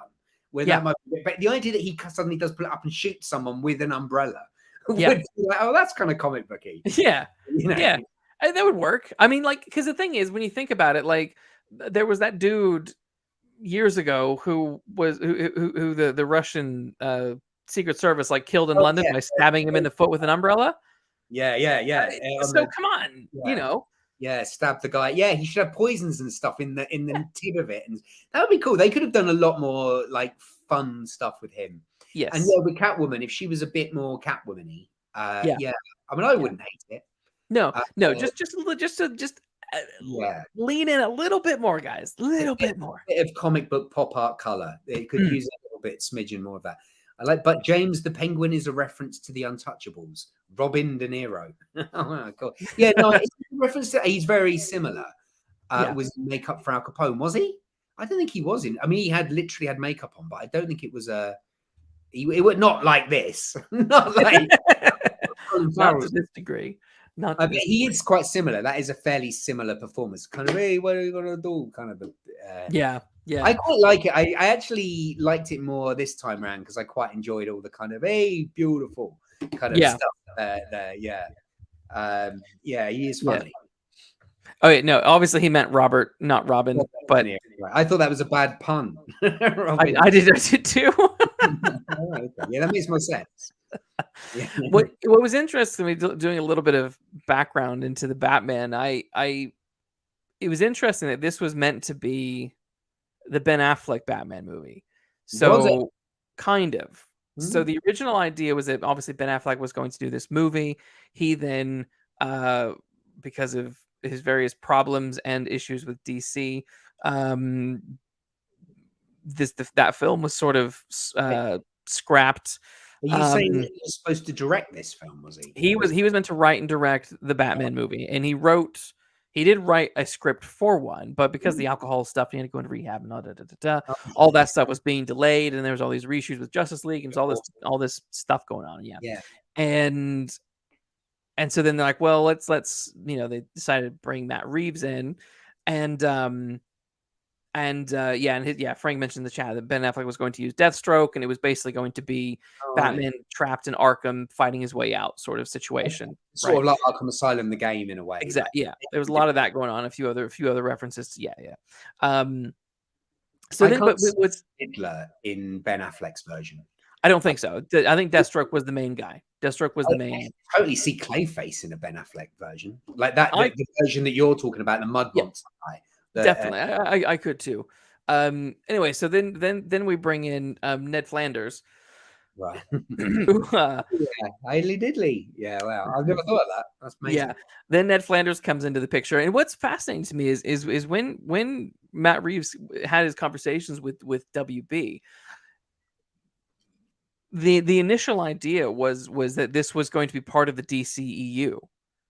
Right. Okay. This was meant to be part of it. Like potentially Ben Affleck's Batman was going to be part of this, but then I'm surprised. I don't know how he pulled this off, but he pulled it off where he was like, I want complete creative control. I want my movie to be outside of the DC, your main DC movies. I want to explore a younger Batman. Right. Which I just found. This is where I kind of back to what Frank was saying is I sort of appreciate DC a little bit more because Marvel is all bland, vanilla, and looks the same and feels the same, but DC is like all over the shop. You never know what you're going to get with a DC movie. Yeah, you've got things like Joker, the Batman. Yeah, they are all over the place. Suicide. When I was, like I say, I'm a Batman comic collector of old in the 80s.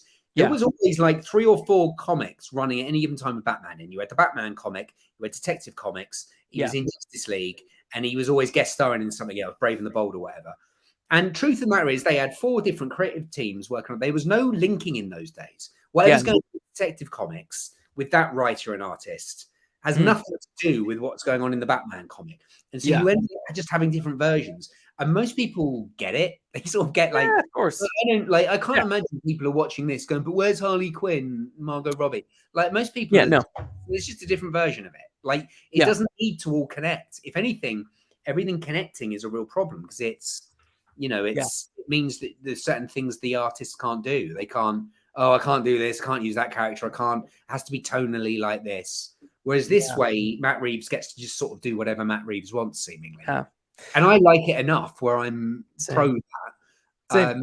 I assume that there's this new James Gunn universe coming down the pipeline where there's another version of Batman and he's got a Robin. I assume that is going to be tonally very different to this. Yeah. And I don't mind that. I'm sort of like, well, that's just that's someone else's Batman. And like Gunn is still left the door open for things. So what he would mention in his big kind of lackluster speech about what the future is going to hold, where he announced like 50 D-list character movies. That's like, look, Guardians, you pulled it off with Guardians. I don't know if you can pull it off with 12 others. I did not care less. I can't even remember what they are. I can't either. I can't either. I might watch the Batman one because I'm such a Batman guy. That's the one. Definitely, I'll watch Batman. I'll probably watch Superman as well because I'll be curious. But it depends on who they hire. Like if they hire a movie maker I really like. Well, he's writing, directing it. Oh, is he? All right, okay. Well, I don't hate him, but I don't hate him either. But I'm like, I don't know if you're the right. We'll see. I won't put any judgment. We'll just wait and see. But yeah, Frank in the chat, the James Gunn universe is DOA.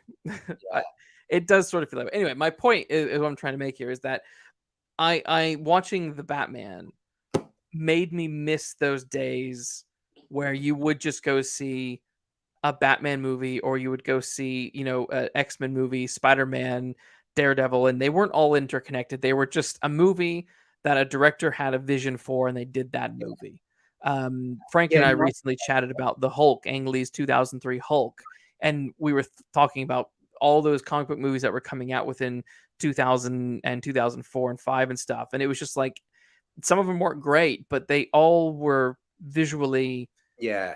different, and they They had were a all directors' movies. You could tell yes, it was an Ang Lee movie. You could tell it was a Sam Raimi movie. You could tell yes, it was a Bryan Singer movie, whatever that is. But like they yeah, did have their own flavor. yes, And yeah, like the trouble with the Marvel thing is why they're so visually boring is that they all have to be the same yeah, thing. And it's like you can't, it's why they can't handle someone like Edgar Wright doing Ant-Man. They had to let him go yeah, because he's probably going to be too distinctive. yes, yeah, He was probably just going to do his own thing. It's why that in this movie, my least favorite scene is that aforementioned Joker scene, because yeah, that's the only scene that feels like typical. We're going to set up 5 other movies. Like yes, apart from that, this could be a standalone. Like this could be like totally like, oh, well, that's just a Batman movie, and I'm sure it won't be, but yeah. kind of yeah, it's no, I agree. I like that about this movie. That it's not carrying the same weight. I agree. Um, Yeah, Frank mentions that the WB will pull the plug when Superman doesn't hit $1 billion. right. Maybe it will, maybe it won't. It's hard to say. It's hard to say. Yeah, well, that's a big ask. Yeah. I mean, I don't think this movie did that well, did it? Like, it certainly didn't get close to the big billions that these. No, it made its money back, but it Yeah. wasn't like a smash hit. And I think I'm not surprised that it I didn't don't know make it. either. It's kind of a bit hardcore, like because I was looking a lot of it's like horror. I mean, that's why I like it because I quite like crime and horror and like the sort of edgy stuff. But I can imagine like I wouldn't take a child to watch this. Like, No, in my no, head. no. Whereas I kind of don't mind the idea that maybe this other thing that James Gunn's putting together with the Robins is more like if you had a kid who likes Batman, it's like I'll take him to see that one. Yeah, But yeah, don't take him to see the Matt Reeves one. Yeah. But yeah, no, I know what you mean. Like it's refreshing to see someone have a bit of a take on something and be like, yeah. the director's movie. Like, Yeah, I think that's what I have to like at the end of the day when it comes to the Batman and hopefully with the Batman 2 part 2 or whatever. I have to say at least, while it can be tiring getting so many comic book movies, at least it is a film that had a vision and, it had a style, it had a look, it had a feel, it had an emotion, it had a color palette to it. yeah, it's That not like even the things that we're describing that don't work. It's not like I think they're like idiots for doing it. Like I sort of get no, why they did the big dramatic ending with the thing, or like I get why that there's disappointing things, but yeah, I sort of understand that if you're making if you or I were asked to write a screenplay for a Batman movie and make a Batman movie, you imagine the studio interference that Matt Reeves is putting up with, and yeah, the deadline and the stress of it. yeah, I mean, it's like I admire him for giving it a fucking good go. Like, yeah. No, I agree. and I think he's got enough good stuff in there. Particularly, like I say, I like the first hour. Yes, I like it a lot, and I think there's some really good directing in it, and I mm, think there's some good performances, I and I think that's kind of a miracle in this day and age because everything's so flipping yeah, boring. yeah. Um, And also using the fact that he is using real sets, real locations. The use of Glasgow as part of Gotham was yeah, great. Glasgow looks great. It's all so wet. The whole Yes, thing. Glasgow's yeah, such a gothic, wet place. It's amazing they haven't used it as Gotham before. yeah. No, again comparing it to other like the Marvel movies where it's Mm, all just either sets or total green screen, or you can tell that wherever this real location is, the actor is blatantly not there. right. Yeah, I hats off just even for that stuff, which really is just his, I would say, his basic stuff. But nowadays, it's like a real It's- a real treat. It feels old school. It feels like something that would have been made in, apart from the Yeah, volumes we're talking about, like the sort of the style of it feels like something that might have been late 90s or something. yeah, yeah. Now, Um, one thing you mentioned before we started the show was you watched the second part of the movie or the rest of the movie today, yes. and I Oh, did as well. So the first time when I put it on initially, it was late at night, about 8 o'clock. Watched an hour and a half of yeah, it. lights off. Means Yeah, lights were off, everything was dark, I could see decently, yeah. and it was great. This morning, or not this morning, but this afternoon, when I just went to finish it, Mm, I'm still in a room where the blinds are shut, but there's still a little bit of light sleep seeping in around the edges. And boy, if you don't have a pitch black room, that is a real problem. yes, Yeah. It's a bit like, yeah, it was. I mean, I really noticed it. Like, I enjoyed it. I think maybe that's why I like the first half more than the second half, is that the second half I was a bit like, I really had the blind. I was watching it here and I yeah, had the blinds down. It's a sunny day, but I've got the yeah, blinds down. yeah, I'm turning everything off. I'm trying to sort of like really like peer into it. And yeah, it did make, like, especially as that's the sort of plot heavy part of the film, with like yes, Pony saying, I killed your mother or whatever, and or they're discussing. I think it's why I didn't understand the plot in that bit, is that I'm actually can't really see what's going on. I can hear the Giacchino score, but I yeah, think it is a problem, and that's where you do need a bit more comic book color to sort yeah, of like, yeah, no, that is a problem. So yeah, earlier on when I was going on about how it's the director of photography is really good, I think maybe not in those sections. Like, it's yeah, way yeah. too dark. It was It's great in cinema, but then you're in the cinema, like you're in the, yes.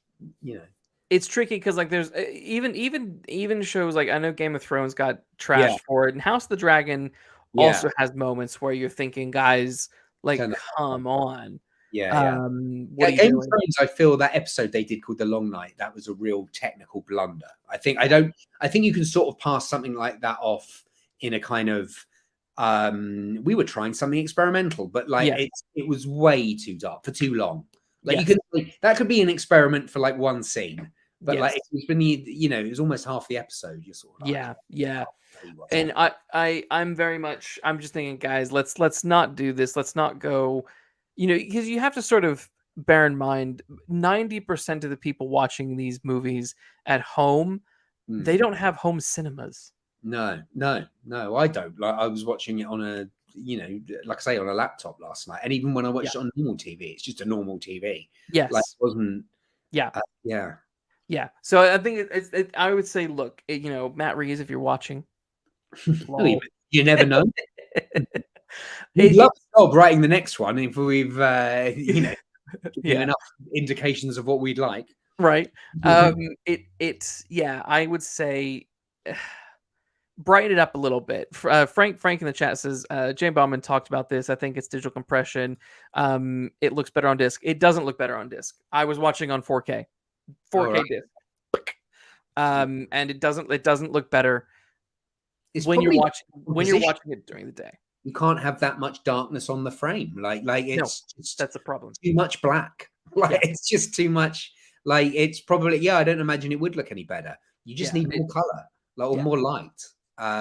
yeah, Yeah, that's where that guy Roger Deakins is wrong when he says it should have won an Oscar for best photography, because actually, truth is, there's large bits of it that you can barely see yeah, unless you're yeah. seeing it on the big screen. Exactly. Yeah. Because Yeah. if there's just the smallest little bit of light coming in that room and that you can't black out for whatever reason, the visuals are hampered immensely. It's a shame. I've just thought that the sequel's going to be Clayface, so it's going to be even more brown for most of it. So brown is going to be the main color. Well, if they go with the big muddy monster, Yeah, maybe not. Yeah, I think I'd give him a big green cape or something, make him look a bit more. yeah, I mean, why not? Why not? I love that idea. Yeah, I think go with the theatrical, go with the Phantom of the Opera kind of guy. Yeah. Throw in some Vicky Vale, some reporters Actually, that was a chasing the good idea. Batman. I was trying to think of other characters I'd like to see in it. Mm, I like the idea of them using some of the more obscure ones. mm. Mad Hatter or Yeah, someone yeah, someone a bit bonkers. yeah. Someone like really or like that guy Dr. Hugo Strange, if you know that is. Hugo Strange. Yeah, yeah, Yeah, some of the more like old school ones. yeah. Yeah. No, I'm looking forward to it. I am rooting for this film, and I will Same. see it in the cinema when it comes out, unless it's got a really bad vibe to it. But I think I will. Yeah, no, it's one of the few films I'm actually looking forward to. Yes. In the Yeah. future. I mean, I have no idea when this next one. It's like what, 2 years away, 3 years away. It's 2 or 3 years? 2025. Yeah. So it's way Yeah. off. Yeah, So I mean, we we gotta. haven't got casting yet. I wonder if Yeah. they'll do Robin. I mean, I am curious to know what they're going to do. Yeah, Vicky Vale. Who would you cast as Vicky Vale? I know we were talking about fan casting. Isn't easy. It's hard. Yeah. Who'd be good opposite Pattinson? That would be the trick. I'm not entirely sure. Yeah. I'm like I said, I'm really bad at fan casting because my mind goes, "Who's a blonde actress that I know?" But then I'm Right, like, yeah, they don't yeah, need to be. They can. Their hair can be dyed. That's Yeah. exactly right. Oh god. Yeah. Yeah. So I don't know, but yeah, no, it's yeah. There's a lot of cool stuff coming up with it. I'm excited to see what they do. I really hope that Clayface is something along the lines of how Yeah. we were describing it. I hope it doesn't go big muddy monster. I don't think it fits that universe. Yeah, big mud monster. I'm not fussed about. Yeah, No, yeah. no. But I hope there's twists in it. I hope it's clever. I hope it's got a good plot and everything. Like I hope it's Yeah, not just villain turns up, they fight because that's yeah. Keep it to 2 hours, and like if you need more time, 2 hours 20 minutes max. because You this know, is 3 hours, isn't it? What we've just this is watched. 3 hours. This is three. That's yeah, Yeah. that's a long time. No, and yeah, we it didn't need it. Most of the time was just a big fight at the end as well Yeah. in the I like arena. that visually again, the red, when he's got the flare up and it's kind That of was like cool. Yeah. that was cool. The flare and when the police lights are flashing on him as he emerges from the water, like that was also really cool. I actually really like, speaking of Glasgow and how great it looks Mm, best in the final shot where him and Catwoman, and the music's great as they're yeah, it's a good scene. driving off together, and then he looks at her vanishing over the hill in there. That's cool. That's a really, that's why I wish they'd taken out that Riddler Joker thing. Just end Yeah, with that. That's the ending. That's the yeah, yeah, the cool bit. yeah. The Riddler being distraught that his plan didn't work. Yeah. It's all you need. It's all you need. Frank says, "Make Clayface like Cloud Rain's Phantom of the Opera shakes fist." Yeah. Well, that's what we're saying. Good. Yeah, yeah. That sounds That's exactly good. what we're saying. Any closing thoughts on Batman, the Batman? I think we've thoroughly covered it, haven't we? I don't really have any closing things to say about it. I think I'm just hoping that the next one's going to be good. Yeah, I liked it. I was really into it. I enjoyed watching it again for this. Like I only watched Same. it for this, and Same. actually I really enjoyed it. It stands up. It's a movie I've now seen 3 times. I think I can imagine myself watching it a 4th time at some point in the future, but probably not straight away. I think so. Maybe nearer the time that the next movie is out, I'll rewatch it like a week ahead to sort of remind myself. Yeah. I mean, I surprisingly bought this movie for our chat, and that I think that sort of speaks to my Respect for it. yeah, like buying the physical media, not just like buying a digital copy, Yeah, but actually buying the disc and yeah. wanting to own it in that form. I haven't It bought a DVD in a long time, or any yeah. disc. Yeah. Yeah. I'm very much into physical media. Yeah. I've had digital media lost because of companies shutting down and things like that. And Right. I only buy something on like Apple or Amazon if I know that I just don't care if I don't ever get it back. Right. Yeah. If it You know what I vanishes. mean? Yeah. Yeah. Yeah. It's not gonna be hard. But in the age of streaming, the kind of idea that it's fine, it's on, I can watch this on streaming, but then suddenly it's gone. You just can't trust No. it, and I don't want to put my trust in third party. It's like if I want to go watch Columbo, I've got the box set. If I want to go watch Jumanji, I've got the DVD. You know what Yeah. I mean? No, I prefer that. I mean, I don't buy them anymore. I used to, in my teens and 20s, I used to collect VHS. That's how old I am. I had the big Yeah. and then when they suddenly became obsolete almost overnight, Really, it really was overnight. it really was like, and like charity shops wouldn't take them. Like Yeah. it was kind of like nobody wants them, just bin them. There's nothing Yep. else you can do. I mean, I actually kept a lot of them more for the boxes and the kind of The art and stuff. like a museum. Yeah. I want them. Like I had cool ones, but I had like all of my favorite movies of the 90s were basically on VHS. And then when that happened, it put me off collecting stuff, physical media, because I was like, someone else is going to come along and wipe all this away. But I think with what you've got, you're always going to be able to play it, even as long as you've got the machine. Yeah. So yeah, I'd be more inclined. I like physical media more, really. Yeah.